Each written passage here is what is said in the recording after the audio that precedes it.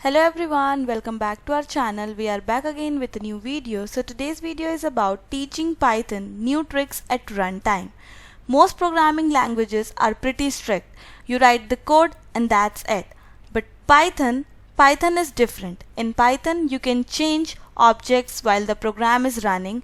You can add methods, replace behavior, even teach old code brand new tricks at runtime. So let's understand this by simple examples. So the first one is add a method to a class after it's defined. So here you can attach a new method to a class even after the class already exists. So this is how we can add a method to a class when the class is defined. So let's see its output. So here we can see the output. Now moving on to the next one. So the next one is add an attribute to an existing object. So here in instances in Python you can grow new attributes on the fly. So let's see the output of this. So here we can see the output of this. Now moving on to the next one. So the next one is replace a function at runtime.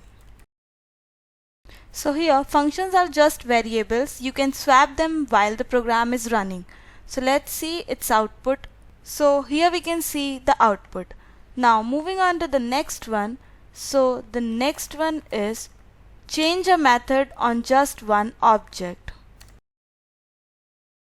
So here you can modify behavior for a single instance without touching the class. So this is how it works. So now let's see its output. So here you can see the output of this. Now moving on to the next one. So the next one is dynamically create a class. So here classes can be created at runtime using the type method. So let's see the output of this.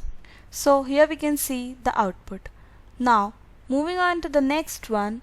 So the next one is monkey patch a library function. So here you can override existing behavior. It is dangerous but it's powerful. So let's see the output of this. So here we can see the output. Now moving on to the next one. So the next one is change string at runtime. So here even a special method can be replaced dynamically. So let's see the output of this. So here we can see the output. So these examples are tiny but they are power plugins, frameworks, hot reloading, test tools and meta programming.